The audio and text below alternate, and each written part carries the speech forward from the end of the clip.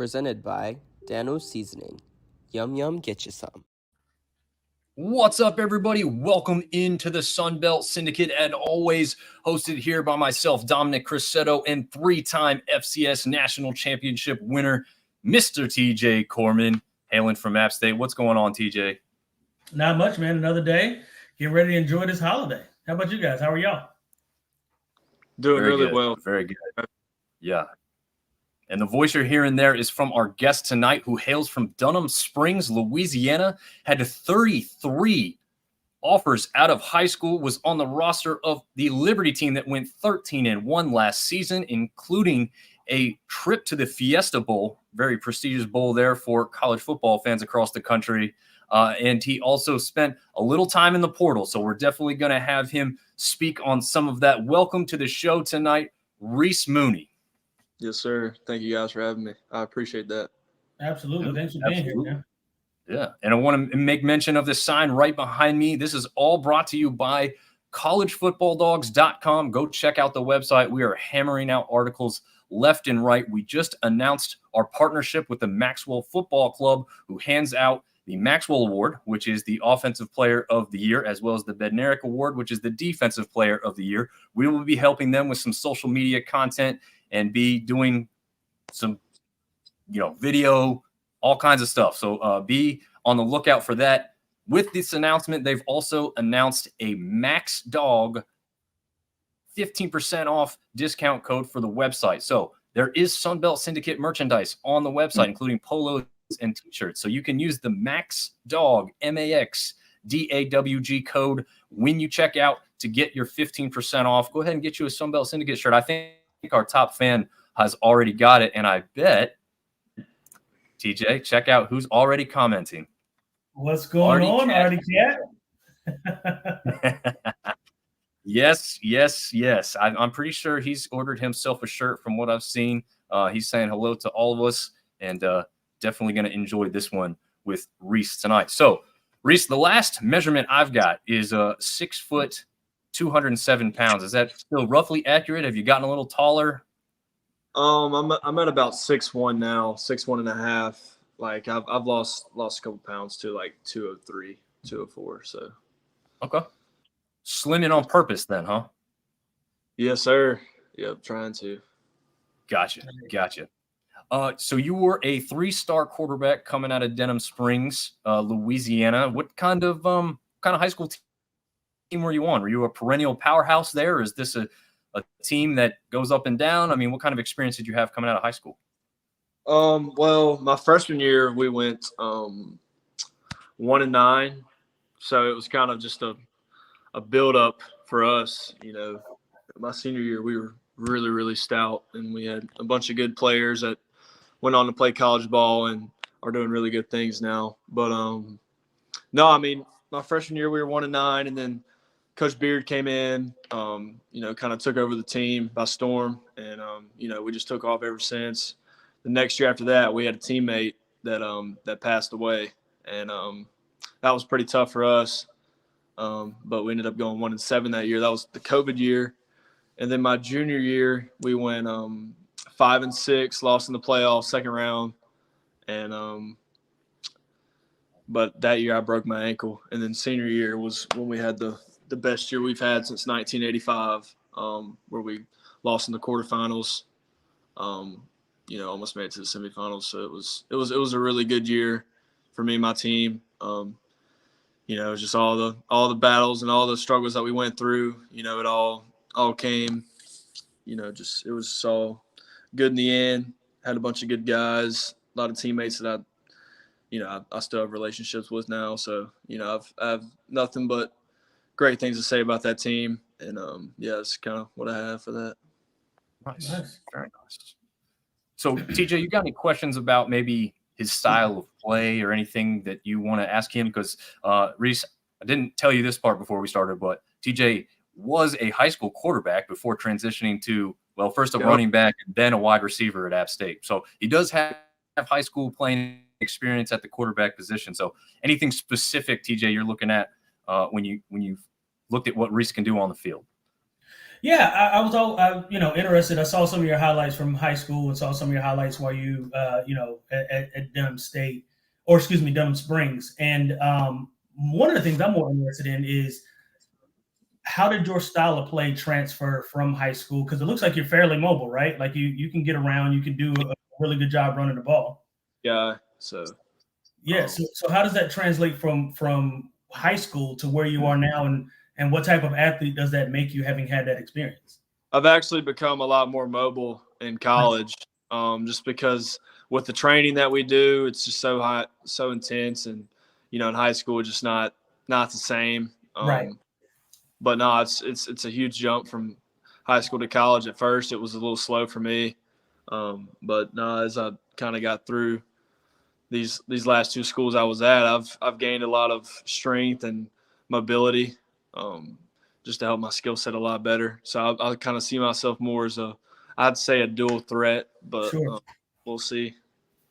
Yeah. Does that so how much of that, I don't want to say inhibits or impairs your ability to run a gunslinging type of offense? I know what you're kind of going into. I've seen a lot of the highlights of your team moving forward. Does that skill set translate, or what kind of offense are you walking into that is going to allow you to be able to showcase your talent?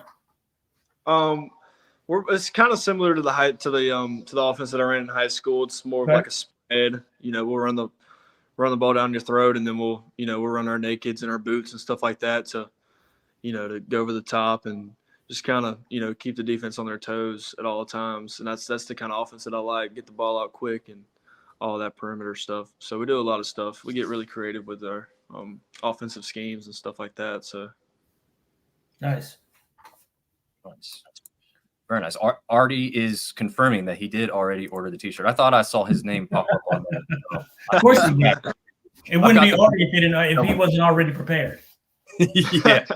Yeah. He's funny. Prepared. I'm not even wearing the shirt. He's prepared more. I was wearing the red, white, and blue today, as I alluded to you two guys before we started the show. So I just kept the red. I mean, the rest of it's below the camera, but I got the red shirt on still. So I just went with that for the July 4th holiday that we'll experience tomorrow. And some of you may be listening or watching this on the 4th itself, as it's being replayed in some places. I do want to add this to the stage just so you can see who we're taking a look at today. And Reese, go ahead and tell us who is in this picture beside you here. Oh, that's my quarterback coach, Wyatt Davis. He's been my guy since day one. He's trained me since I was in 8th grade. He kind of comes from a small area, kind of like me. Just training guys that don't really have a lot, that are looking to have college scholarships. And just kind of help kids with their brand and kind of just getting other kids out there. And he's really helped me a bunch.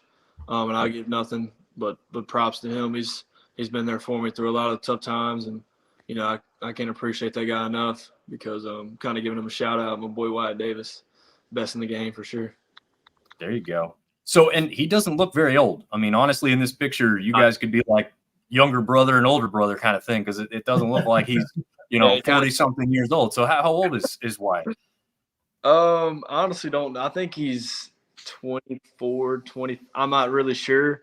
He'd probably be like, okay. How do you know my age? But if we could bleep that out, that'd be great. We don't do edits to the show. We don't. No edits here. All right, cool. You're all good, man. Hey, it's a compliment to him that he looks about your age, which doesn't seem far off anyway. What are you, 20? Are you 20 or 21? Hey, yes, sir. Okay. Gotcha.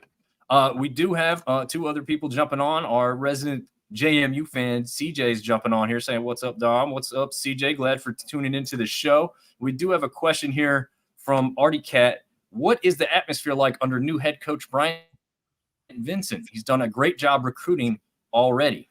So go ahead and answer that, Reese. We'll jump right into that.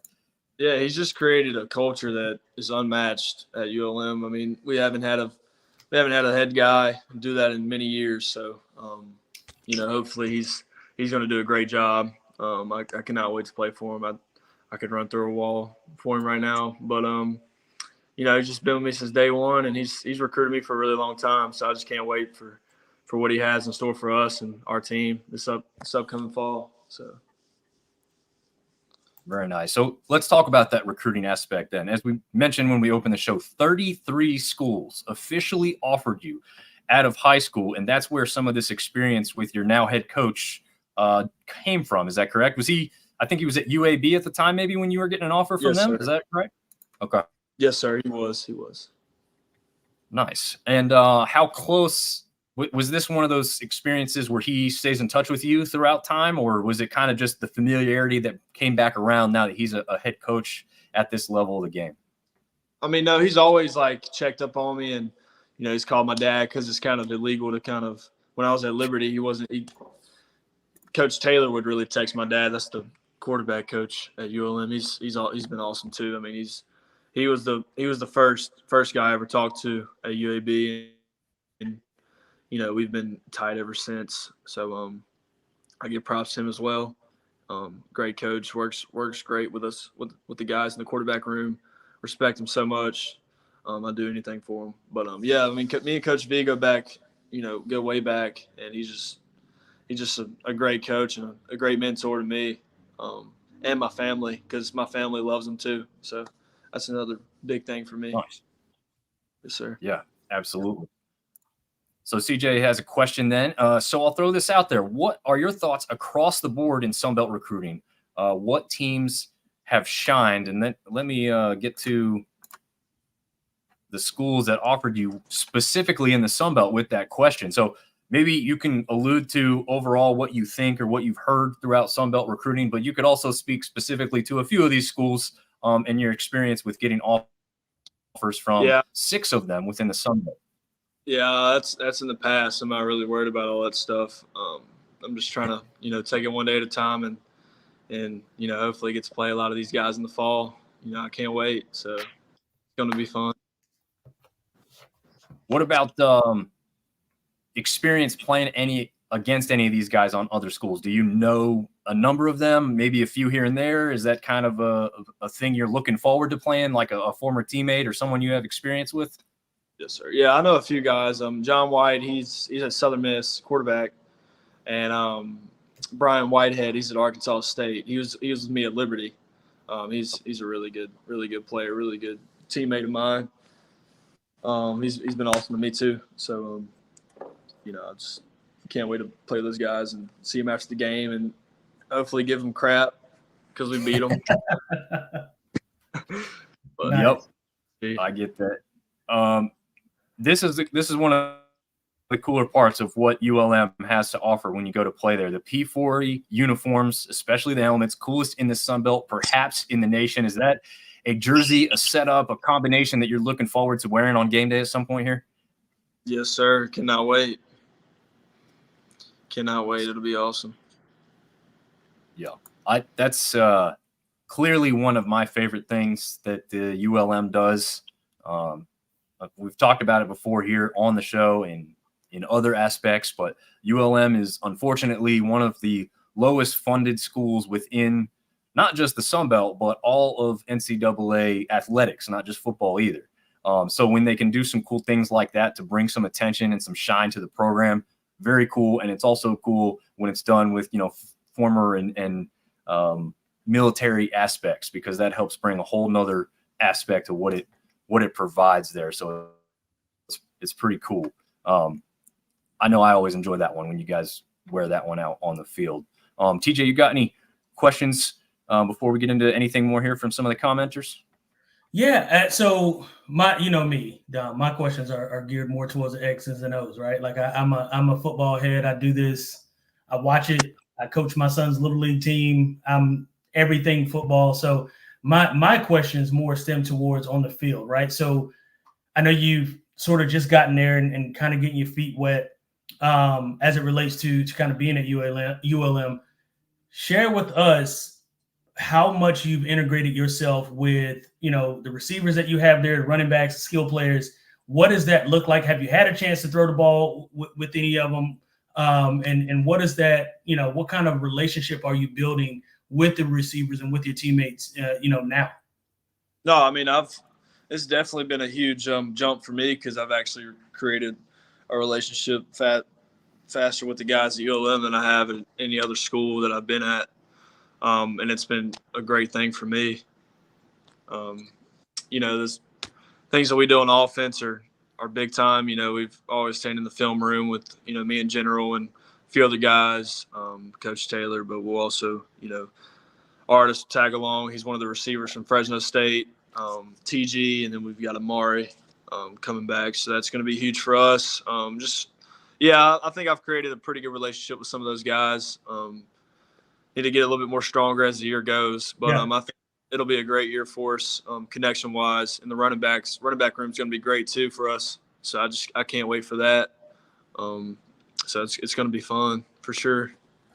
Route concepts, right? So I know as you kind of transition from one team to another, I know everybody's scheme is different, right? How complex is the route scheme, route tree? I know most colleges, they at least the outside receivers run just about every route, right? But in terms of route combinations and how you guys are set up versus, man, cover 2, cover 3, what has been your, I guess, favorite, routes to throw against, favorite coverages to throw against, and how has that scheme concept in your experience, sort of translated to where you are now? What does that look like from your developmental standpoint?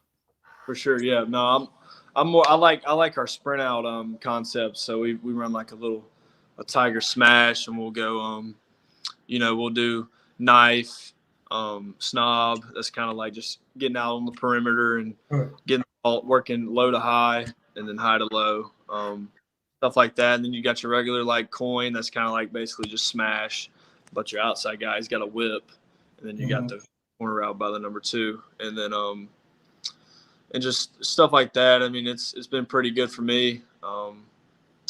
Just kind of getting the ball out quick. The offense isn't too complex. It's probably the easiest system that I've been in so far since I've played college football. So it's been really good for me and not too complex at all. So you talked about smash routes, and so I played inside the slot. Obviously, from a slot receiver, smash route is obviously my favorite route. I'm playing, I'm running that corner route. The traditional smash route, for those who, are listening and don't really know what a smash route is, a corner sit on the outside, usually 5-yard stop. Yeah. What is the difference between running the whip route, right? Because from what I can understand and from my experience having played football, when you're running that whip route, right, if that corner, if he's playing cover 2 and he's sitting, if he sees that number 1 receiver go in and he's whipping back out, does that make your read a little more complex in terms of throwing that to, maybe that short whip route? And because, again, most corners are taught if there's nobody in your zone, you back up, take the nearest man. Most time it's going to be that corner route.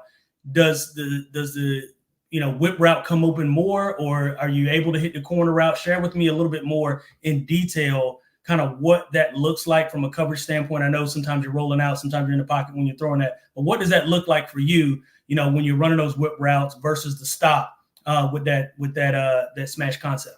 Yeah, pre-snap we're seeing the corner, looking at his depth, and also backside we're going to have like a cross concept. So that's like your drag, right? You got your dig coming from behind it. So if you don't have any of those, you eliminate it and then go to your drag window and then your dig. That'd be your 4th read, but I'd probably run. But me too. I'll probably get the hell out of there too. No, we're high low in the corner. Right. If he's kind of playing off, then we're gonna probably have the whip. Right. Really quick 3, rhythm 3, get it out quick. It's not gonna be like Tiger, or not Tiger, but kind of like not like smash, because you're gonna have a little bit more time. Sure. Because on the whip he's kind of going a little bit more towards the sideline, so you kind of got to be a little bit more quicker than that. But and then on the quarter routes, they're taking a blind 3 as they come out of their break, right, and throw them flat, or kind of keep them up, kind of towards the 4-yard highway. But no, now, Go ahead. Sorry, I didn't mean to cut you off. Go ahead. No, you're good. You're good.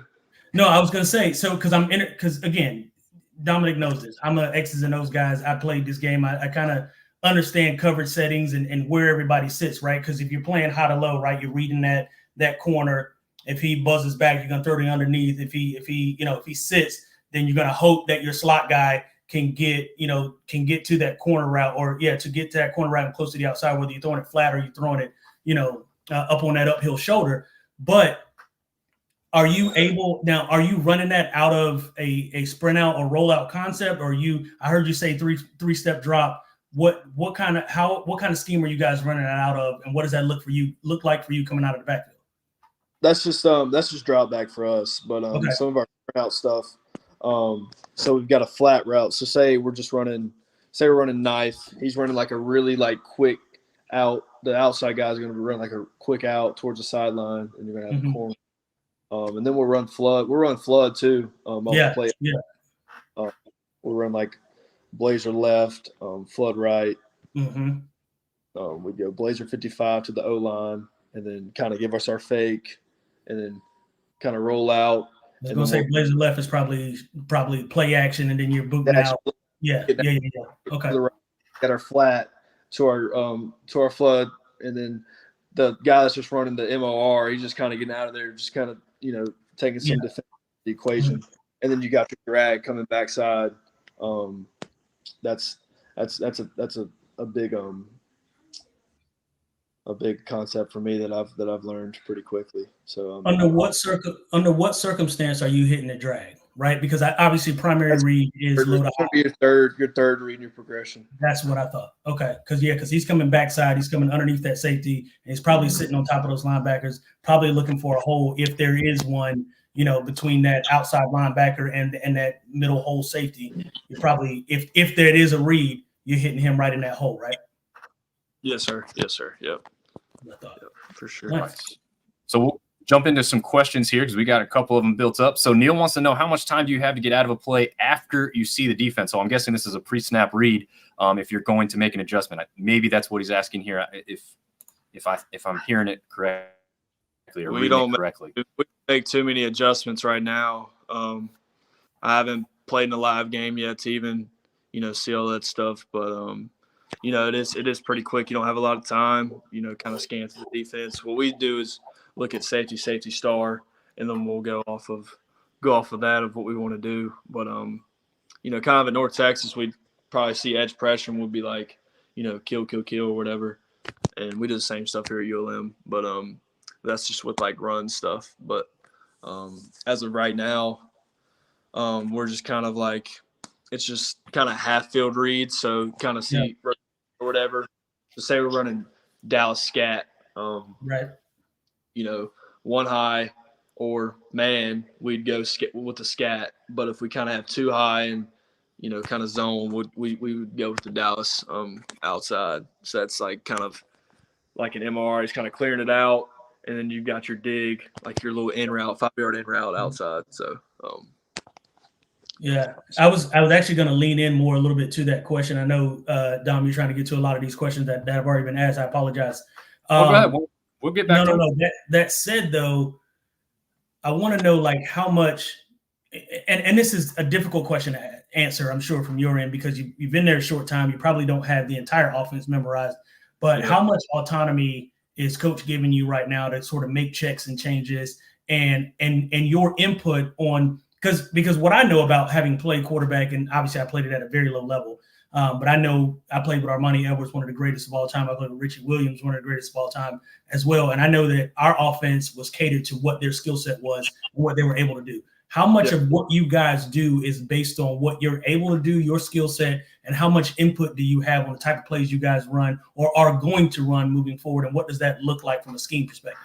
Yeah. But scheme perspective, a lot of drop back stuff. I love to do that stuff. Just kind of pocket, and also perimeter stuff where we kind of get out with boots and stuff. I have a lot of skill, I think, with throwing on the run. I've had a bunch of people tell me that too, but yeah, I've seen it. I know you can throw on the run. Throw on the run. But no, I just all that stuff. It kind of ties into my skill set, and the I mean, Coach Vincent and Coach Taylor are kind of going to do stuff that's, that's within our skill set that we're really comfortable with come game days. So just kind of preparing, kind of every day, just sitting in the film room all the time. So right now the offensive guys, they're kind of like lifting, and the newcomers have their lift after the offensive guys, after we do OTAs and our run and stuff in the mornings. So me and General and Aid will go and watch film for hours and just talk ball until that time for us to go work out is. So just kind of learning, from Coach Taylor and kind of learning more about the X's and O's and all that stuff, because that's kind of been my weakness in the past, but I've gotten so much better at it since I've been in college for a year. So nice. So I want to touch on one thing before we get to Chuck's comment about Southern Miss. You play with a guy whose name is General Booty, and you say that you're calling him General.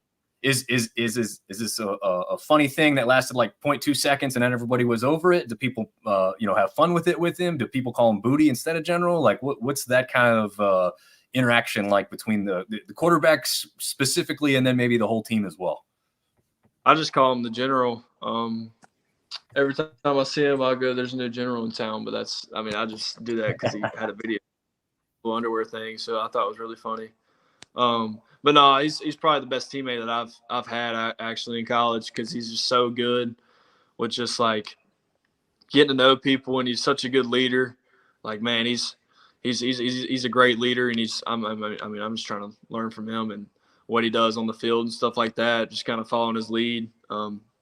But also I kind of do stuff to pick him up as well. So it's kind of just a tight duo. But no, it was kind of a funny thing at first, but it's all serious now. So I don't really joke about it.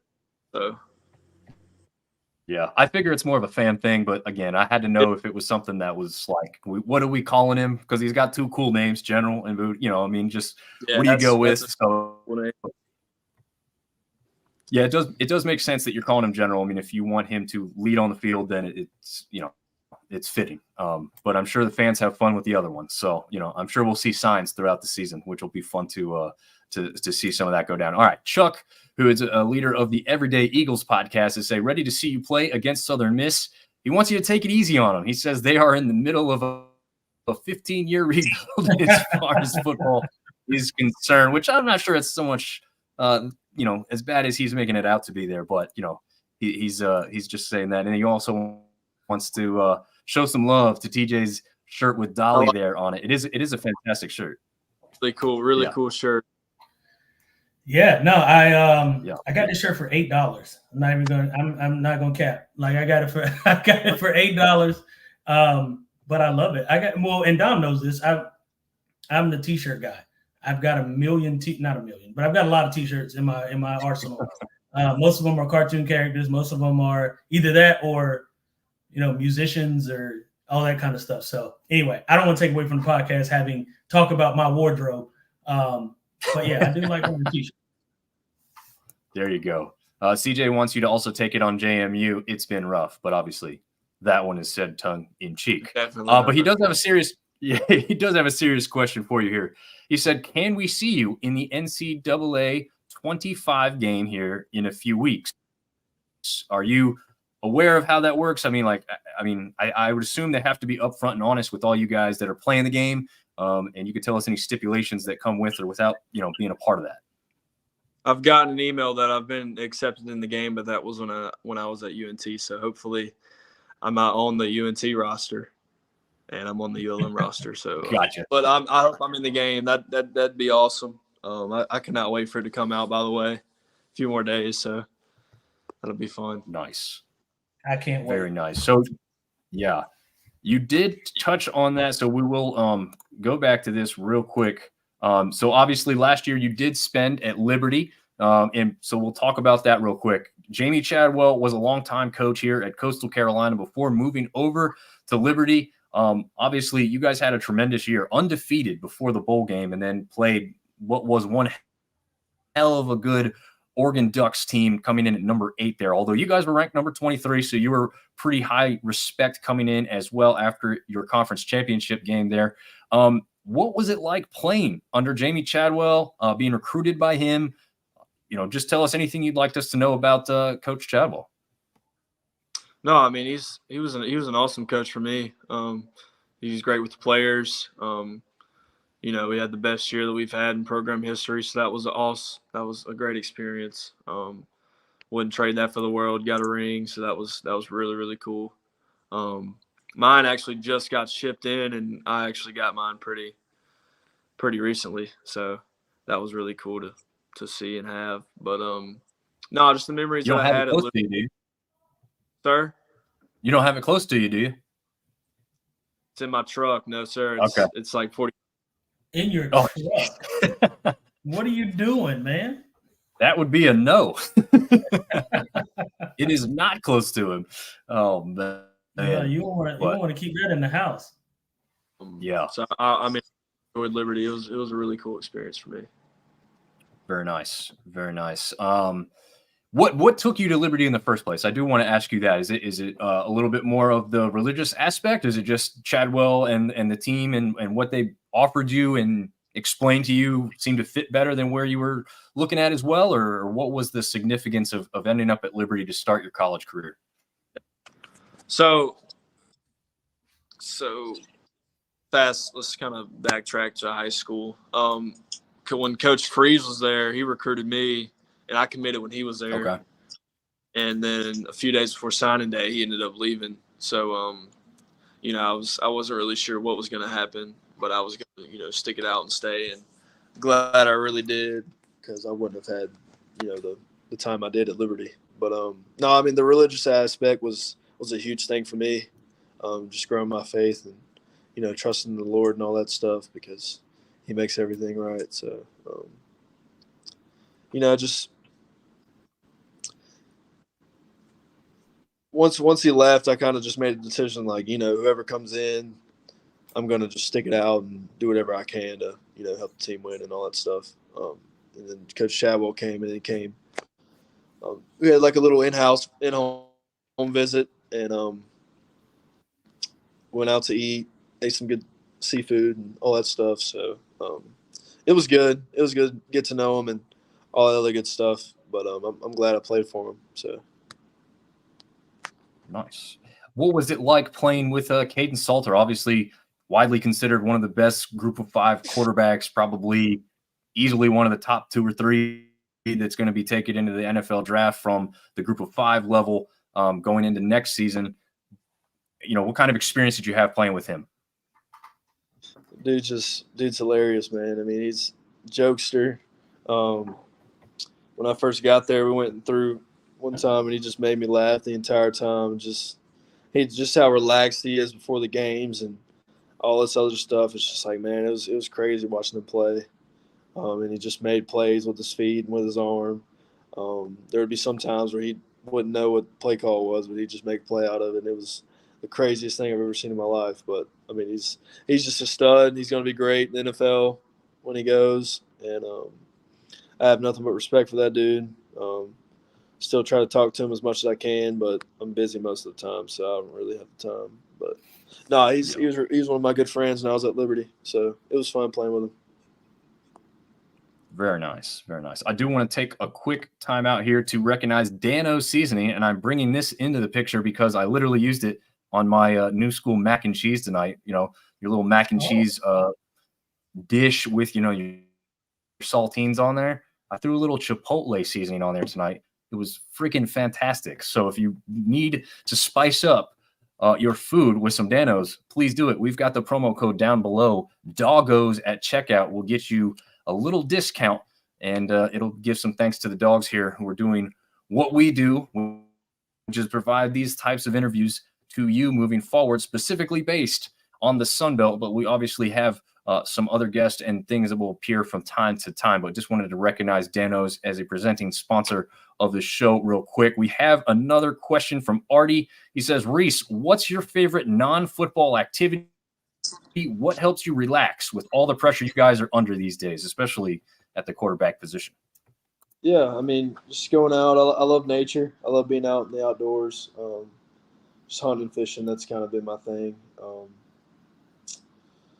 Just all that stuff that kind of just gives me like a peaceful mind, and just kind of think about life and all that stuff. And you know, I like to hang out with my girlfriend. So that's another thing. Did you have to say that because she's in the room with you? I didn't say it. You A did. little bit, yeah. But no, I'm sure that's why. I mean, yeah. There you go. I like to play video games. Now as well, I do have. So I'll definitely be playing the NCAA game once it comes out. Just kind of chill and stuff. So Nice. And so were you also considered a recruitable prospect for baseball coming out of high school as well? I think I saw that somewhere. Is that were you at the point where you were receiving offers, I guess, or were you just solely focused on football and didn't even entertain the baseball aspect of things? yes, sir. I had 15 baseball, 20 baseball offers coming out of high school. That was kind of my main sport, kind of growing up. But football just kind of took off, and baseball really helped me. You know, kind of like different arm slots and all that other stuff. But yeah, I mean, you know, I miss it, but I'm trying it at Liberty. So hopefully it goes well for me. I was pretty good in high school, so hopefully it kind of translates to college because I haven't played in a year. So hopefully it's going to work out. But yeah, just giving it a shot. So Arm angles, right? When you're playing baseball, how does because obviously, you got Russell Wilson, you've got a lot of these guys that have played, whether it's college baseball, high school baseball, how much does that help you in terms of figuring out arm angles, how to fit balls, those kinds of things? Like I'd say Patrick Mahomes, I bring him up. Obviously, there's not really anyone comparable to Patrick Mahomes, but you see his arm angles, how he's able to drop the ball, how he's able to, change that elbow angle, those kinds of things. How much of that helps you fit balls in the tight windows? And help with your overall accuracy. Just arm flexibility is the huge thing for that. Right. Just kind of doing like some flexible stuff kind of at night or, at other places that I've been, we've done stuff like that for warm-ups and all of that stuff.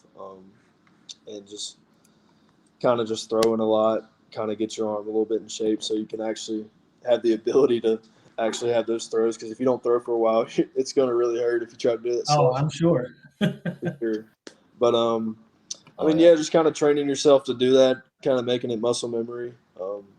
Say like you have a defender coming at you and you have to get the ball out quick, but you're going to get absolutely smoked. Just kind of simulating all that stuff, just a game-like situation. That's what I really love about it. So Yeah, no, that's well, and I bring that up. I obviously asked that question because there's so many, quarterbacks in the NFL that, obviously, and that's the level that you're trying to get to. That's the level we all wanted to get to at some point in our lives. And a lot of those quarterbacks have played baseball, and you see a lot of them. And one of them, that comes to mind is Matthew Stafford, and how he's able to drop and change arm angles. And I don't know how much NFL you watch or how, what quarterbacks. I'm assuming you watch a ton of it. What quarterback do you liken yourself to, or who do you try to, I don't want to say emulate, because you're Reese Mooney, right? Like you want to be who you are, you want to make a name for yourself. But if you can model your game after somebody, what does that look like, and who is that individual? Physically, obviously Patrick Mahomes. But probably Brett Favre. Nice gunslinger mentality. Just getting the ball out quick and fitting it in tight windows, throwing the ball really hard when you have to. And I saw an interview that he said he was like, every day I was trying to, show the coaches like the best throw that I can make every single throw. Just make it the most unbelievable corner route or unbelievable slant throw that they've ever seen. Just kind of that mentality. Just gunslinger, don't really care. Getting the ball out to your receivers. That's kind of how, I'm obviously going to care, but I get it. Just know that you have the arm strength to make any throw on the field. That's what I like most about Brett Favre. So, I get it. And it's a Mississippi made, so that's where I'm originally from. So, no, I get that wholeheartedly, because I have been in the past huge Brett Favre fan. I've always said he's my favorite quarterback of all time. I grew up a Dallas Cowboys, so obviously I love Troy Aikman. But there's a ton of quarterbacks that I loved growing up, and Brett Favre was at the top of that list. I know with him, you talked about the gunslinger mentality and, how you can try to use your arm strength to fit balls in tight windows and that kind of thing. Along with that, also, when you take those chances, I know this comes with the ability to turn the ball over, right? And Brett Favre led the league in touchdowns. He led the league in yards. All time in interceptions.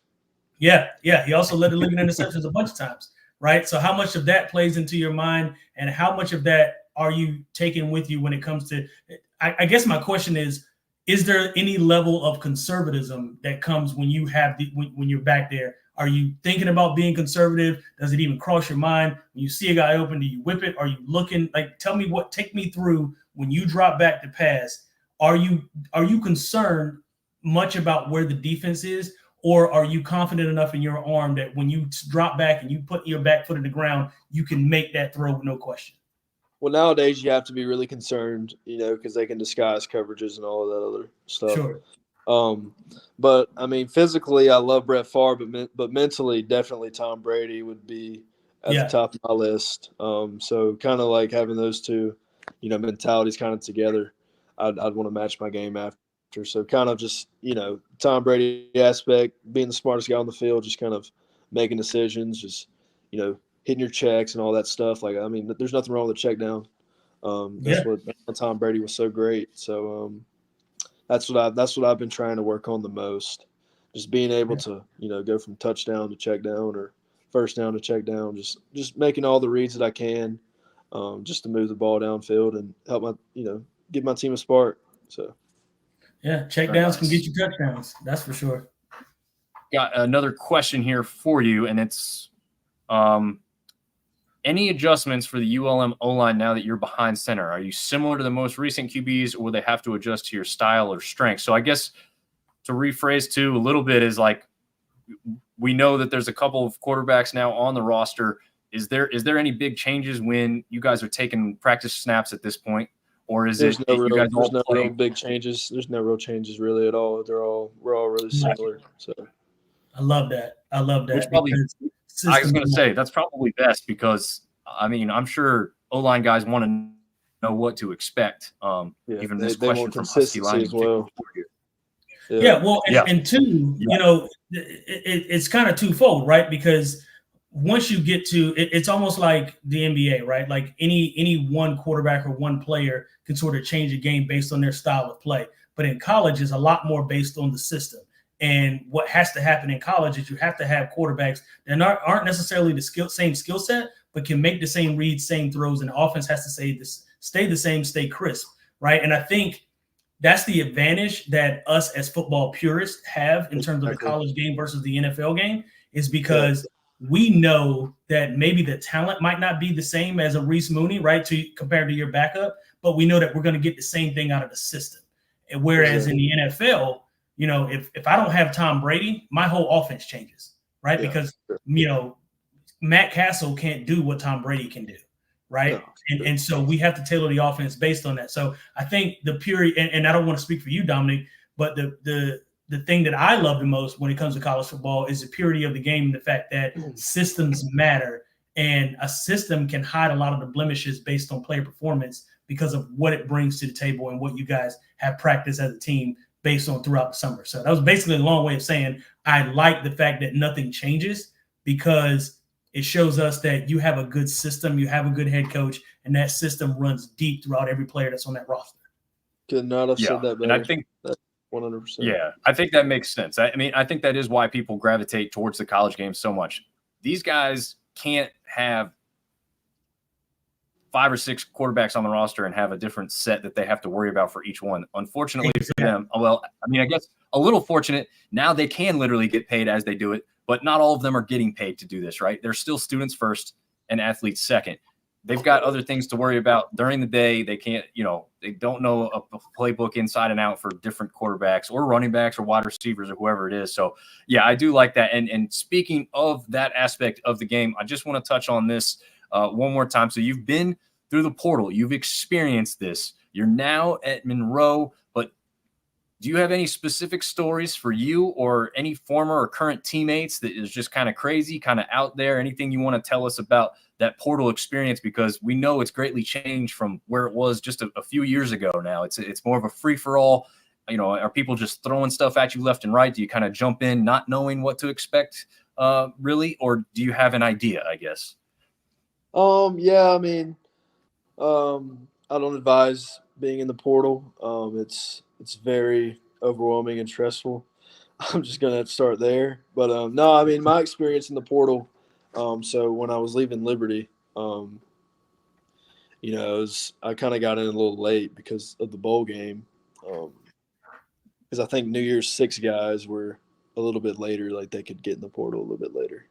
But as I got in the portal, I took 4 visits back-to-back weekends, and I made my decision, or back-to-back days, and then I made my decision within a week and a half, 2 weeks. So just to put it in perspective, like it's really, really fast. Like it gets up on you really quick if you enter the portal late. So that was kind of really stressful for me, and I kind of jumped the gun a little bit too quick when I made my decision to North Texas. But it just wasn't really the spot for me. Wasn't a great fit, but I loved it there. I liked it a lot. It just wasn't the best fit for me.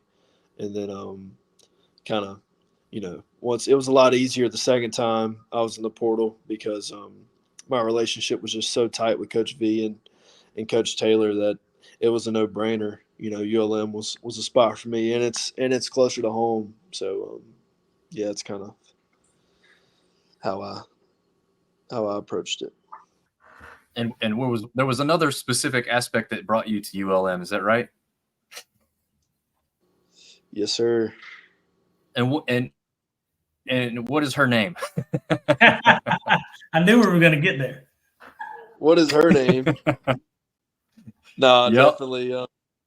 definitely don't have another she. But no, I mean, so you have also one. You have one, and that I wasn't trying to say there's another one.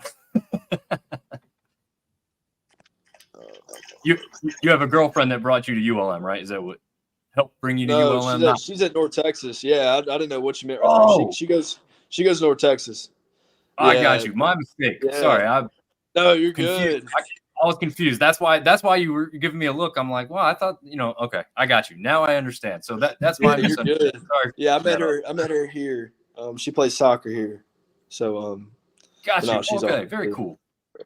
Yeah. Very nice. But, okay. Yeah. So that's the downside of having to transfer out, though. Then okay, I got it. It's what I have to do. But yeah. No, and another reason why I went to ULM is because he's one of my best friends, Austin Ackle. I'm kind of going to give him a little shout out. Me and him have gotten really close, played baseball together. Okay. And we got us a little house now that we're staying in together. So that's been pretty cool living with him and stuff. Kind of like, kind of a full circle moment because we talked, and he was at New Mexico before, and then he transferred to ULM. And so we talked just about our other schools and just how our experiences are. And we're like, dude, we're going to play together one day. So, it was kind of like a full circle moment. It was really cool. So very nice. What position is he on the team? He's a linebacker. Okay. Yes, sir. Very nice. Along those lines, with you shouting him out, is there anybody else on the roster that maybe we aren't currently aware of, but probably soon will be, either within the first couple weeks of the season, or you think by the time they go through a whole season, somebody that more of the Sun Belt fans are going to be aware of because of his level of play?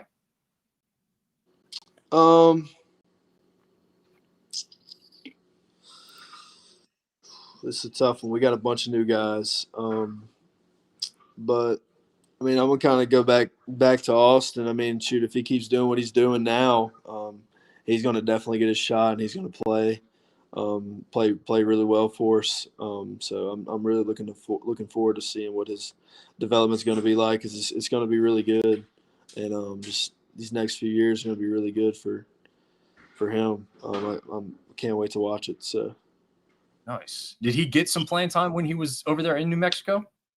No, sir.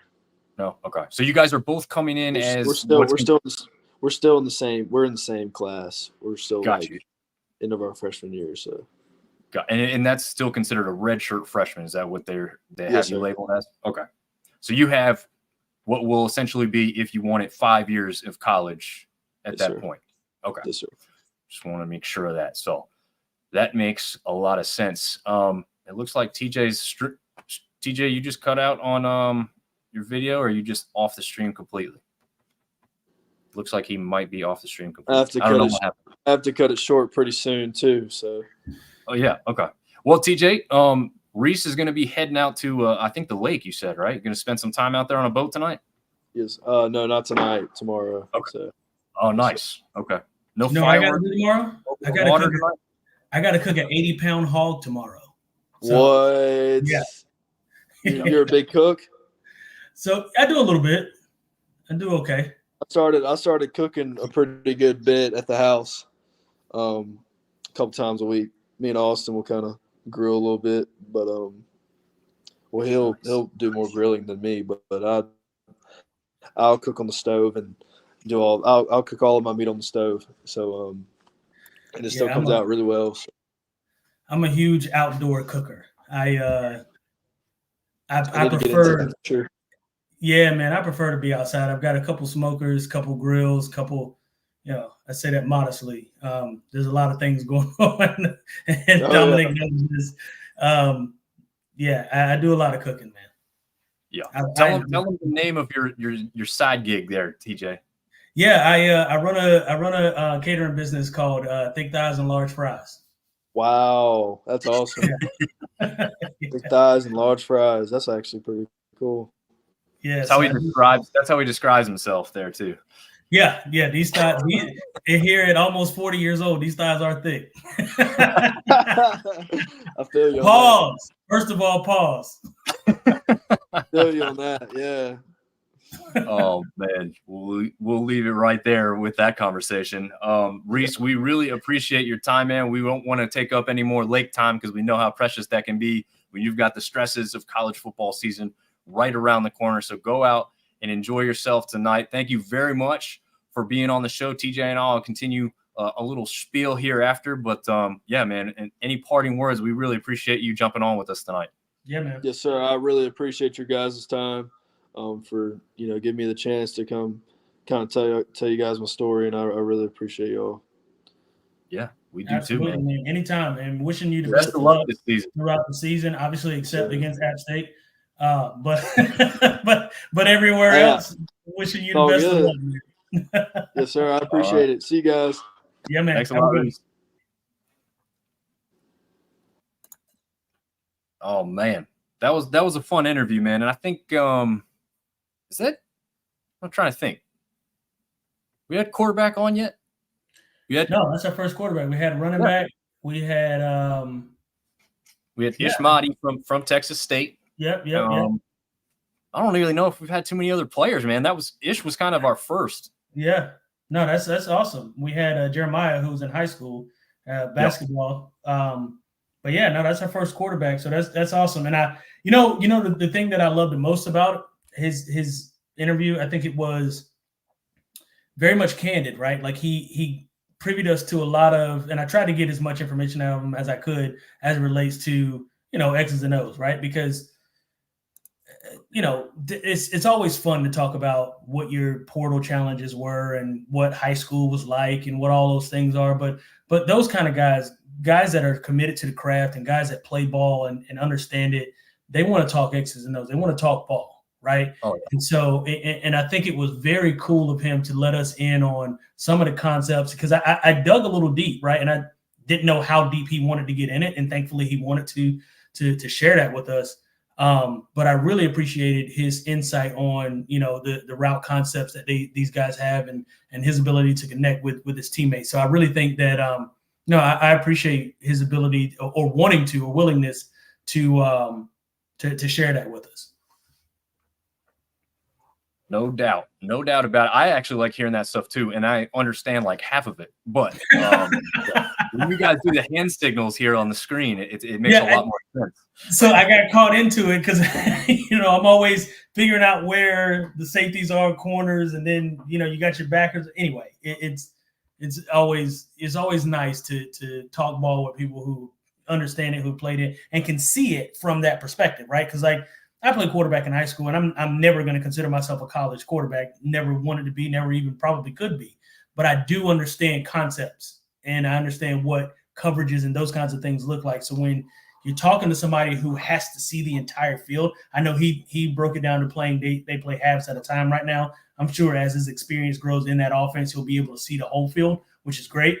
But when you're able to talk to somebody who has that kind of, conceptualism as it relates to the ability to see the field, I think, that lends itself to a little bit more detailed of a conversation from the X's and O's standpoint. Yeah, no, that definitely makes sense there. We do have another question from Husky Lineman 54. Hint, hint, dear old dad there for me. He's wondering if these kids get any help when they get into the portal, if there's a fee-based organization that they're maybe paying into to help them with that, or are these guys just on their own? If there's no help, way too overwhelming, I think. I would say that there doesn't seem to be any help. I mean, I'm sure a few of these guys, probably at the top part of the upper echelon of players, may have some sort of agent or someone kind of representing them somehow. I don't really know how that works because this is an NFL free agency where that stuff's just fine, right? I would think that, teams don't want to deal with an intermediate party. They want to deal specifically with the athlete and their family, but I'm sure it does happen, right? I mean, there's people that probably don't, athletes or families that don't want to deal with it and just want to know, hey, how much is the offer for us to come to you?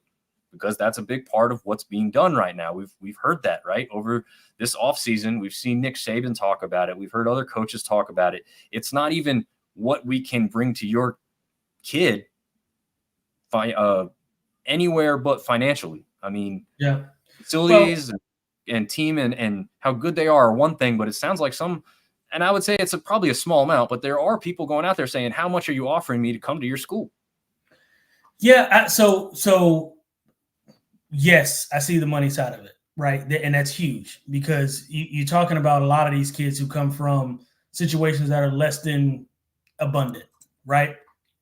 And so, and I'm looking at it from perspective of myself and from people that I know in the Raleigh-Durham area. There is the monetary amount that's involved as it relates to what can you do for me, what can you offer me, what can you offer my family. But there is too a part of it where there's kids that just genuinely want to play football, right? And I want to go to a school that's going to allow me the ability to play. And so for me, I respect that. And I know we've had this conversation a ton about, how often can you transfer? Should you be able to transfer multiple times? Those kinds of things that I'm against. Once you pick a school or pick a second school, then it should be that school and or those two schools, and that's it. That said, though, I understand a third string quarterback enters the portal from Arkansas State or from, Alabama, whatever.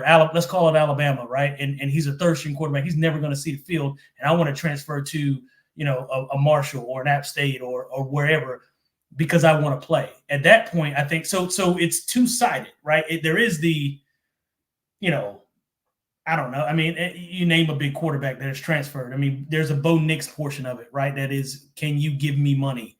But then there's also a, Reese Mooney part of it is that I want to play football.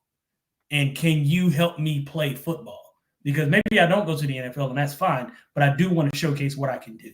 So I think there's two sides of it as it relates to the transfer portal and what it has to offer and what it does for these kids. I'm 100% with it. I just think and we've had this conversation a million times, should be some regulations, on that.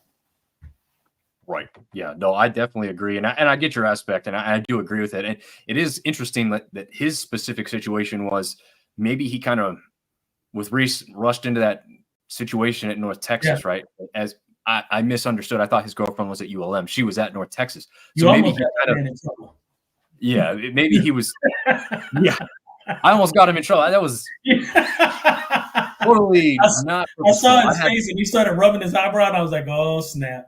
Yeah, I was like, I was like, did I misunderstand? And then sure enough, I did misunderstand. So yeah, not to get him in trouble. His girlfriend is at North Texas. That's why he went there, not at ULM. He's like, I don't have another girl. I'm like, no. I'm not saying you have another one. I was like, bro, just stop. Just stop. Yeah. No, I was digging myself a deeper hole there. I just totally misunderstood the whole situation because he was talking about he was with her tonight, but that's because he's not at school because of the holiday. So right. Yeah. Anyways, but that is a different aspect that I haven't really heard before. We haven't really thought of. So like, yeah, he wants to get out of that situation because what he thought was going to happen didn't for whatever reason, whether it was playing time or just not liking some aspect. I mean, he said he actually did like it. So, but there's something there that makes him say, this isn't the place for me right now. So he ends up at ULM. And I do like the fact that is the good that can come out of this. Yeah. But when someone just looks at this on paper and we don't hear his story, we see that he's already on his third team. It seems, people hate that and they just think, oh, he's just jumping for this reason or that reason. Well, you don't know the backstory. And that's why some of these things like this interview was really cool to do. And speaking of that, Artie did say, good interview, guys. We'll see if we can improve in the West this season. A Texas upset would be tremendous for ULM. Yeah. So we didn't get to this part because I wanted to let him go. I didn't want to keep him too long because we had talked beforehand about him trying to get out. Obviously, like I said, his girlfriend was in the room during the interview, so she's probably sitting there twiddling her thumbs talking about football. She's like, all you do is ever talk about football. Right. Anyway, I did want to get to that because they do get to play both at Texas and at Auburn this year. So not an easy schedule at all. Auburn, they can win. Do what? At Auburn game, they can win. Yeah, no, I think that they can, especially, by the time now that one's at the end of the season, sometimes those matchups are better at the beginning when Auburn's got no video to prepare on this offense because this is a new offense with new players. I mean, this is a team that came off a 2-10 season, fired their head coach, brought in tons of transfers, a bunch of people transferred out. Now they have a new head guy. I mean, that's why I think Artie's right. I mean, the talent level is obviously on paper greatly in favor of Texas. Sure. Texas has no idea what they're going to see out of ULM. Yeah. Now, after week 1, because I think that's a week 2 matchup, after week 1, there is going to be some stuff on tape, and it is going to become easier for Texas to see a little bit out of what to expect. But let's also make no mistake here. In all expectations are that General Booty is the quarterback to start the season. Well, guess what? He was at Oklahoma. So do you think he fears Texas or going into Texas? I'd say he probably doesn't. I would say not. Yeah. So it's an interesting aspect to what ULM is going to face. And they also have, a whole Sun Belt slate to play in that as well. In fact, let me bring up their thing. So they start off the season at, they have Texas week 3. They actually start off at Jackson State and UAB. They host Jackson State and UAB to start the season. So actually a favorable start. I was going to say 2 wins. Yeah, should be 2 wins. Jackson State's no joke, right? I mean, we know Dion left, but he left behind some talent still. And I think that team and that program still got a boost from his appearance there as head coach. So I think Jackson State's still going to be a pretty prominent FCS team for a little bit. Sure. So we'll see what they do. You've got Trent Dilfer as the head coach of UAB. He just appointed, because I wrote the article, wink, wink, hint, hint, on collegefootballdogs.com. He just appointed a former offensive lineman who spent 12 seasons in the NFL to the O-line coach. So you've got 2 former NFLers right there without even going through the rest of the staff. There's probably more. Knowing Trent Dilfer, he's probably brought on guys who have further experience. So you've got a UAB team who could be dangerous too. So it's both are very winnable. I don't know if they're going to be easy matchups. And then they got week 3 at Texas, which, as we all know, is supposed to be a very, very good team this year. Is that a top team for you, TJ? As you've looked over the college football landscape and followed since last season, you've got the whole quarterback situation there, probably sorted out with Ewers, and even if he goes down, you got Manning in the background. I mean, is that a team that you think could end up near the top as well? Yeah, I've got him as a top 10 for sure. I mean, obviously they lost Worthy. They lost a couple good, I forget their starting running back's name. They lost him. Listen, they're going to be a really good football team. Nobody's unbeatable, though. Right. You've proved that. That is a fact. That said, though, it is Texas, right? And there's a level of pride that they're going to come and play with. And, none of these teams, and I hate to bring up 2007 because I hate living in the past. It was 18 years ago, however long it was ago. But these teams aren't now going to take teams lightly because of that. No one wants to be embarrassed. No one wants to be anecdotal. No one wants to be but you guys lost to so-and-so. Yeah, we won a national championship, but we lost to Joe Blow, whatever, right? So I do think Texas is going to cause a problem for them. But going back to your point about Trent Dilfer and UAB, I'm not a fan of Trent Dilfer as a coach. I'm not. Okay. And I think that team, and they're going to have some talent, right? They always, Alabama, Birmingham, right? They're going to have talent. But the style of coaching that Trent Dilfer offers, or at least from what I've seen, is not conducive to today's, 18, 19, 20-year-old. They don't. Okay. They're not gonna be good at getting yelled at and screamed at on camera in front of people and being made a mockery of. And that's his MO. I don't want to say that's his MO. And I don't want to paint a picture that Trent Dilfer is not a good coach, because I do think he's a good coach. But I think how your players respond to you is a different level, right? And I think that's the difference between a Deion Sanders or Nick Saban than a Trent Dilfer, because Nick Saban and Deion, they have the DNA, they have the cachet to be able to yell at me on camera, and it doesn't last very long. Trent Dilfer ran a guy into the ground, essentially. Yeah. It's like, come on, man, when is enough enough? And so hopefully that's changed, and hopefully he's not that guy anymore.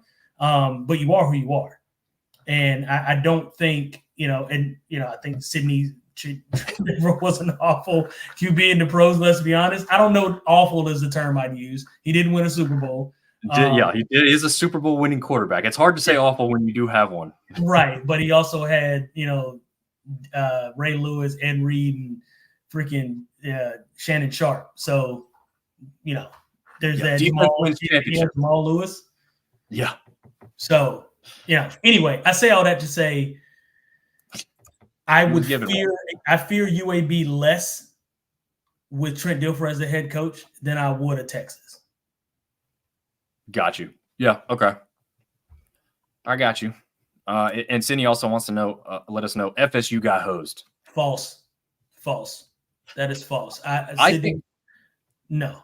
I'll say this as far as the FSU thing. I think they got hosed as far as you've set parameters and these parameters are met. How do you change the finish line, right? Because you and I both know they weren't good enough. They weren't good. Like, the reality of it is, and I know what you're getting at. I get it. And I've had this argument the entire offseason with everybody. I've got Leonard Love is a Florida State fan. Like, there's a ton of Florida State fans that I know that I'm friends with.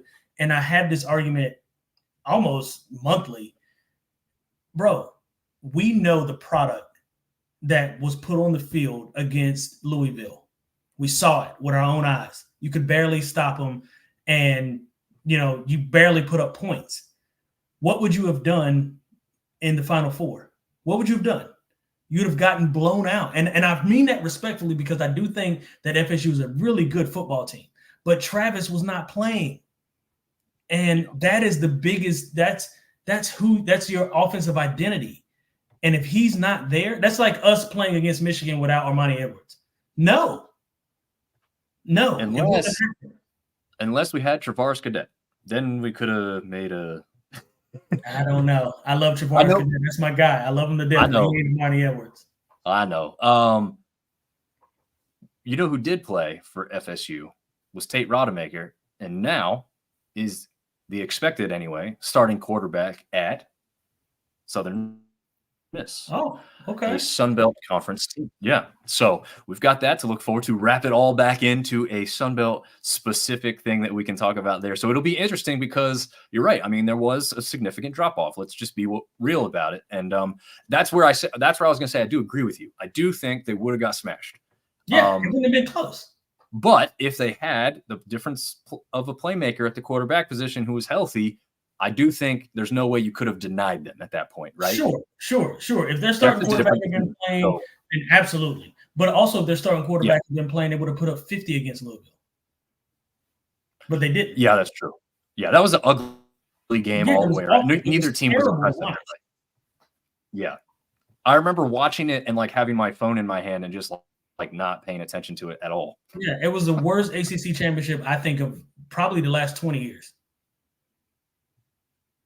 I don't think I could possibly disagree with that because I don't remember one being worse than that. At least other ones have some significant moments. I feel like that one just didn't.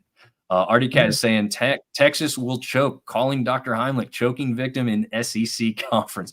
Yeah, how great would it be to have Texas come in, beating their chest? Oklahoma's doing a little bit of that too. I think Oklahoma's a little bit diminished because of some line expectations. You know, they've got to rebuild these lines. But Texas is coming in thinking that they are a national championship hopeful, and they're going to just run this gauntlet through the SEC. I don't think they necessarily expect it to be easy, but I think they do expect to beat people. But how great would it be, especially for a program like ULM, who is in their own right rebuilding with a brand new coaching staff and a lot of transfer players coming in after a decent amount had also gone out. So how great would it be if the Warhawks could spring the upset? Because remember, not too long ago, ULM was one of the only G5 teams to ever hand Nick Saban and the Alabama Crimson Tide a loss. I think people forget that, but ULM sprung the surprise on the Alabama Crimson Tide. Now, they weren't what they are these days, okay? So we do have to be honest about that. That was at the very beginning of Saban's tenure there at Alabama before they became a perennial national champion and powerhouse. But obviously, Alabama's still expected to win that game many years ago, and they did not. Already saying we'll put TJ, although Deion is turning Colorado from stage 1 to stage 3 dumpster fire, he's not a good coach. Oh, disagree strongly, and I disagree on a lot of levels. And so, okay, define good coach, because what I need to know is what are you basing that off of? Because we've seen him for a year, right? We understand what Deion has done for 1 year of football. They weren't very good. They weren't very good to begin with. They couldn't block me and you. So Shador had zero time to throw a football. That said, all of their playmakers are coming back, and they've got some O-line transfers coming in. So I think what we need to do is give them a little bit of time to see what they do offensively, and are they able to block somebody. That said, them being able to stop people is a key part of what they do as a team as well. Because they, again, they've scored 40 points a game almost, but they also gave up 45. So, that's not going to happen either. So offensively, they were really good, except for being able to block. Defensively, they need to, be able to stop people. Shiloh's not a very great safety. Well, I'll give you that. They're not great on the back end. Travis Hunter is excellent dual threat. He can do whatever. But to say Deion is a, dumpster fire or he's not a good coach, I think that's extremely inaccurate given 1 year of football and what we've seen him to be able to do. There's a lot of good coaches, or there's a lot of coaches that in NCAA that are much worse than Deion. And I think him being self-aware and hiring the staff that he's hired, Warren Sapp and these guys that are coming in to help rebuild this program and retool them, I think that's going to go a long way in terms of what they can do moving forward. So I disagree strongly about him not being a good coach. And I think more so than being a good coach, he's a better person. He's a better mentor and a better father to these guys than he is a coach. I think that goes much longer. I mean, we'll call a spade a spade. How much coaching did Jerry Moore do? Let's be honest. I was there. I know what he did. I know what he didn't do. Jerry Moore didn't call any plays. He told us what we should run and what we shouldn't run. And in situations, Jerry Moore didn't call any plays. And I love him to death because he was a great father figure to the team. But Jerry Moore was not a head coach. Jerry Moore was not a X's and O's guys. He might have been in his heyday, but he wasn't when I got there. And I mean that respectfully. Scott Satterfield, Sean Elliott, all of our assistant coaches, they did a much greater job than what the tabloids would read. Jerry Moore got a lot of the credit.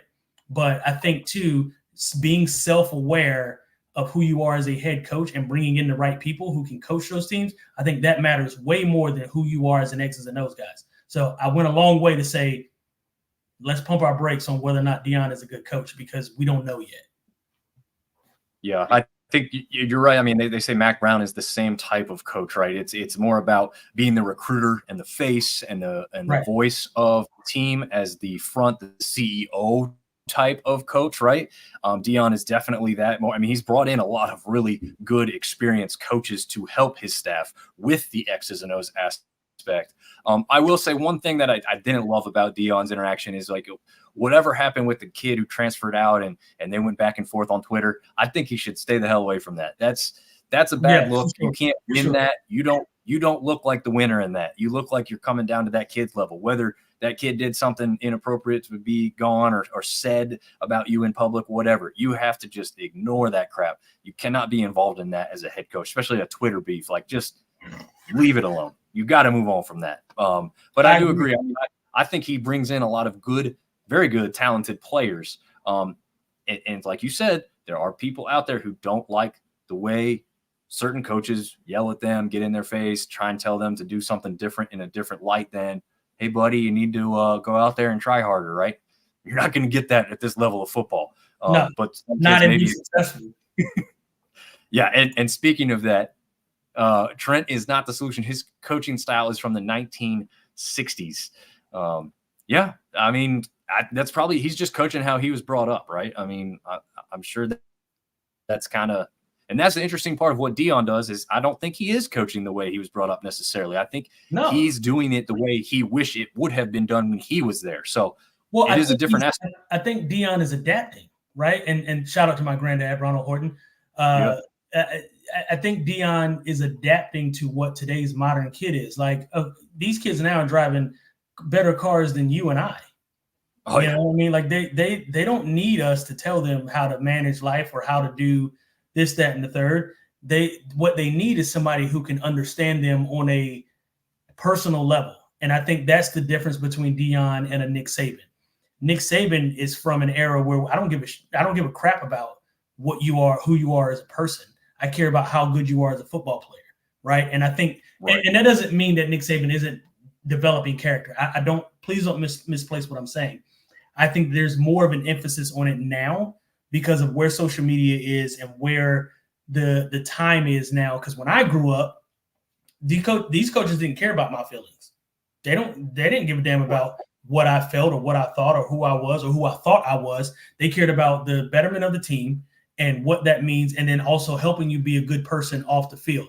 Now it's much more than that because these kids now have so many outside influences and there's so many channels to get to the outside. You can be at home and still know what the culture is like. And I think Deion is tapping into that. And I get that people might not be a fan of the way he coaches and his style, especially his bravado, wearing all the chains and all that stuff. I get it. I understand it 100%. If it's not your thing, it's not your thing, right? But it is the thing of these kids that are growing up. And it is the thing of these kids that he's going to reach. He's making it cool to say, you can wear chains, you can talk the way I talk, you can walk the way I walk, but what you got to do is also back it up on the field. And if you're not doing that, I'm going to pull you. You're not going to play football. And so that's the difference is you might not like his style. You might not like who he is as a person or how he interacts with these kids. But the thing you can respect is the way he gets at them and the way he understands them on that level. So. Yep. No, you definitely, I mean, he didn't get to Colorado by chance, right? He did what needed to be done at Jackson State to help turn that program around. And like we just said, they're going to be on ULM's schedule to start the season. So we'll see what they're made of, even though this will be year 2 without him. But like I said, I still think there's some talent there that's going to show on the field. I think Jackson State, I can't remember if they made it to the FCS playoff. They're one of those teams that's in the HBCU conferences that have a chance to play in the Celebration Bowl. But if you don't make it to that, you could end up in the FCS playoffs. And I can't remember if that was the team that went on or not. No, they lost. They lost. I guess in that bowl game or whatever it ended up being. So they were in the Celebration Bowl. Okay. Yeah, they ended up losing. I think it was a game tying or game winning touchdown or whatever it was. Gotcha.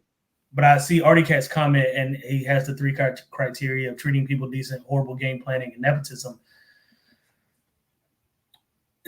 2 of those I strongly disagree with. Well, I disagree with all 3, but treating people decent, I don't know that Deion's ever treated anybody in a bad way. I know he had the interview with a guy that kept calling him Deion and wouldn't call him Coach Prime, and then he exited the interview. I don't know that it's so much treating people badly as so much it is call me what I'd like to be called. There's people nowadays, I mean, there's doctors, there's lawyers, there's all the people who want to be called what they want to be called. So I get it. If you don't like it, that's understood. I'm two ways about that. I really don't care. Horrible game planning. I disagree based on what he had to work with, because he had to throw the ball 50 times a game because he can't run it. They can't block. They can't block anybody. So you got to throw the ball 50 times a game. And the nepotism aspect of it, name 6 better quarterbacks in college football right now better than Shedeur Sanders, or the numbers that he produced and put up last year. You can't do it. You know what I mean? Like, so nepotism only matters if the person that it's, that you're classifying in terms of being in that category is not good enough. Shedeur Sanders is obviously good enough. Yeah. I mean, he's coached by Tom Brady. You don't get much better than that. So I disagree with that. I don't know if you can get any better than that. Yeah, you can't. I don't think, unless Patrick Mahomes wins 4 more, and then we start calling him the new Tom Brady. True. Yeah, that's true. That's true. And it's as Reese pointed to earlier too, it's the mental aspect too of what Brady can do. I mean, he said Favre was more of his favorite quarterback, maybe play style wise, but Brady has what is needed when it comes to the mental aspect. We've seen some of that even outside of football as he's, gone on his media tour, it feels like, with his Netflix roast special and everything else, which, man, if you haven't checked that out and you want a good laugh and you don't get easily offended, because if you do get easily offended, don't bother. But some of that stuff is absolutely hilarious. So Artie, it wasn't pleasant for the players at Colorado. Remember, he called them losers. Yeah, but sometimes like that, I think that's kind of what TJ's saying too, is like some of them need to hear that, right? Like, I'm going to prove that I'm wrong. What do you mean? Yeah. Like, you're either good or you're not good. I don't. So Artie obviously doesn't know App State and all that whole deal. Do you understand what type of coach Coach Elliott was? I know Dominic, firsthand. The type that would hit himself in the head before a game with a helmet and make himself bleed. Yeah, there was times that I dropped the ball in practice because I didn't want to get hit one time. He told me to go sit on the sideline and that he was going to take my scholarship. He told me that I was trash. Okay, he told me that I was less than a football player because I didn't want to get hit at practice. So if you think Deion is the only person who's ever said that, you are sadly mistaken. It just wasn't publicized. Right.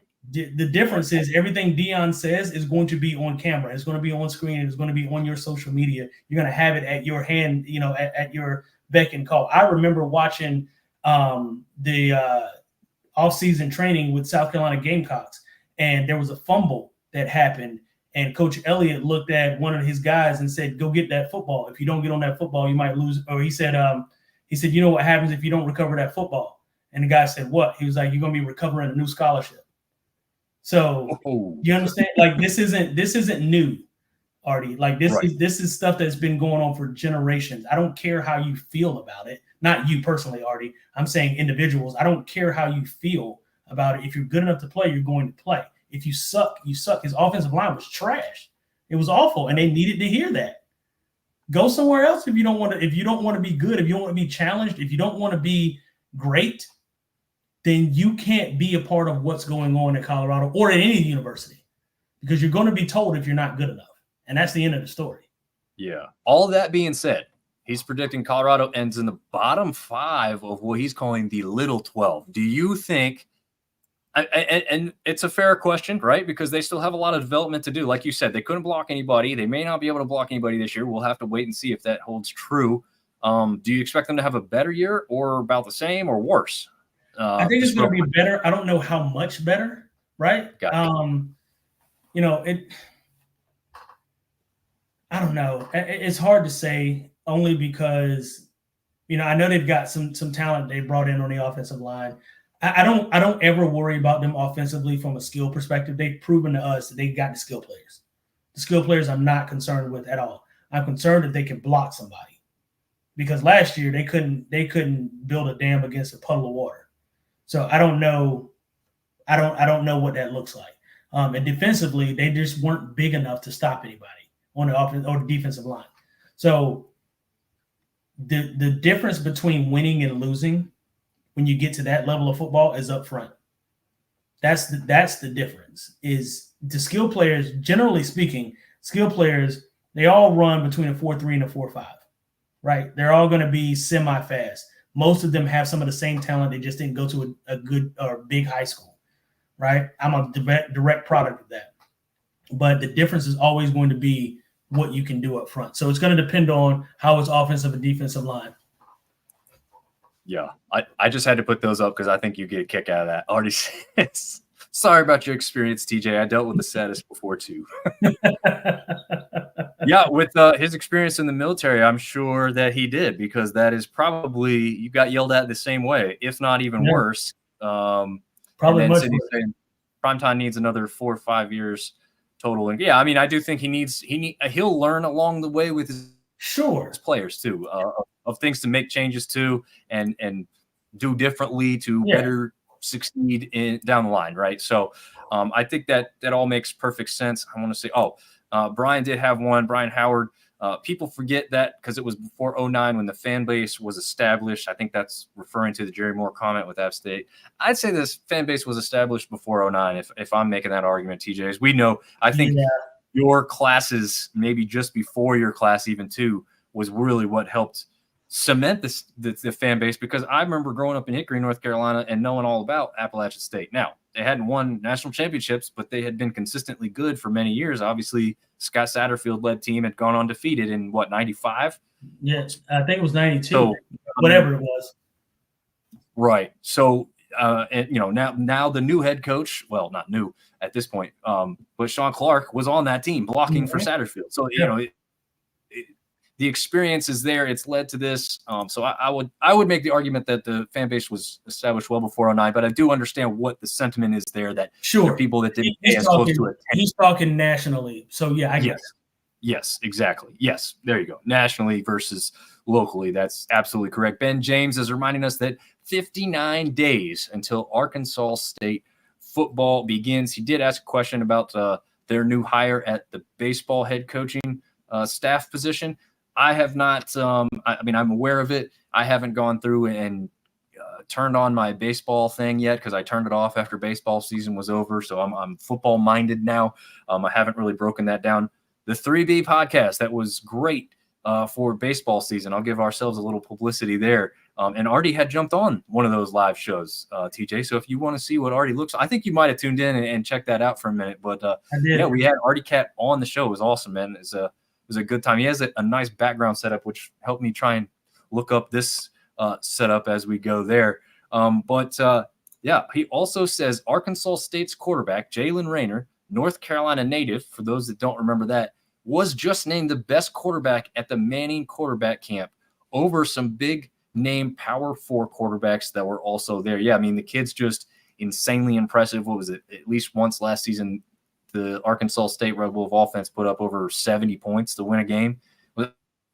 I think wasn't that the shootout with like Texas State? It was just no defense, just like 70 to 56 or something like that. Yeah, it was just nuts, just ridiculous. He's asking us, and we're going to go down through these breakdowns as we progress through the summer and get closer to the season. But maybe a quick thought on if Arkansas State gets to 6 wins or not this season. They got to 6 wins. They got to a bowl game last year. I was going to say, they did it last year. Yeah, I'm saying they exceed that. They've got another year. Rayner's going to be the full-time known commodity coming in this year, which he was not last year. You've got Butch Jones there still, the head coach. He's kind of he's been bringing in the talent. It hasn't really clicked. It seems like it's clicking now. So I'm going to say over 6 wins for Arkansas State. We'll break down which ones those are going to come against specifically as we get, again, closer to football time. He's also stating that they're the only team in college football with the waterfall feature, which go off and light up when they score touchdowns. So that will be cool. If you haven't experienced that in person, I actually went to an Arkansas State game where they never got into the end zone against App State, but I was there in person. I got to see the waterfall over there. I did not get to experience it going off. So in the video game, we'll be able to replicate that and experience that, which is pretty cool. And I do apologize, James, because he's saying, hey, you're only focusing on Artie's comments. We I try and get to them in a specific order so we don't have to jump around as much. But Artie's even agreeing Arkansas State will also be much improved. They can be a spoiler again for us this year. Yes, as Artie is alluding to, that game that I was talking about with Texas State last year. And Ben is agreeing with that. So that, I guess, maybe wraps it up here, TJ, unless you've got anything else you want to share. I know we've just been jumping back into this. This is not the official start of season 3 here of Sunbelt Syndicate on season 2 with TJ being on board. So it's been much improved since season 1 when you listen to me talk by myself for a lot shorter period of time than we have now. I'm sure you were fine. No, man, listen, I'm excited about the season. I'm excited about what we can, what we can talk about and these guys that are coming back and these guys that are going to be great. I mean, obviously hugely excited about App State and what kind of year they're going to be. I'm super interested in what JMU is going to look like, right? You and I we don't know, right? I mean, half the team's gone, but I'm excited to see what that could look like moving forward. Sunbelt Conference is going to be, man, it's going to be tough. It's going to be tough because there's a lot of traffic in and out. So super excited about what can happen. Arkansas State, I think you guys are going to win 7 to 8 games next year. And I mean that seriously. I think you guys are going to be really, really good. Certainly make another bowl game. And I'm ready to go, man. I'm ready to get this thing rolling. 60 days and we're here. Yeah, not far at all. Already saying a lot of winnable opening week games for the Sun Belt teams this season. And I do have to agree again, we haven't done our deep dive between the two of us just yet. We're kind of putting those things together. We're going to have some really cool previews for you guys coming up throughout the summer before we get into the season starting. But yeah, college football, baby, is right around the corner. Can't wait. Arkansas State gets to play Michigan, as Ben is letting us know there. So yeah, guys, stay tuned. Obviously, with the summer vacations, TJ and I are going to put together some sort of schedule. We will try and stay on our kind of usual day and time, which is about now on Wednesday nights. For those of you tuning in live, if you're watching this later or tuning into the audio version, we do appreciate that as well. And we'll keep up with things on that aspect as well. So we don't officially have another show for next week as of yet. I will be on vacation, but may still be able to do a show. I'll be right there near Conway, South Carolina, in Myrtle Beach there, TJ. So nice. I'll be maybe if we can get a player on from there, we'll do something from over that way. But we'll have to see how that goes because it's also vacation time. So yeah, I'm gonna be at Atlantic Beach cooking some hogs. So there you go.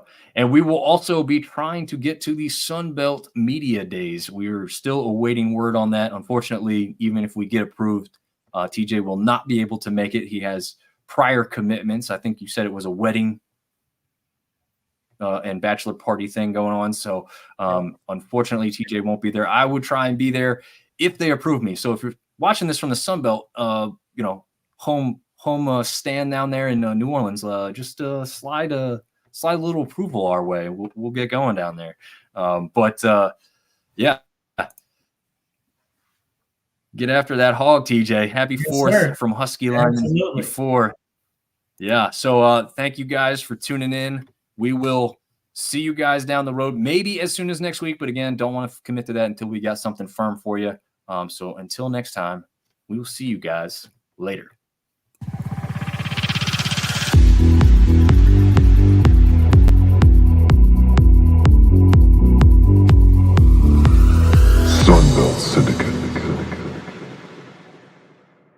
Presented by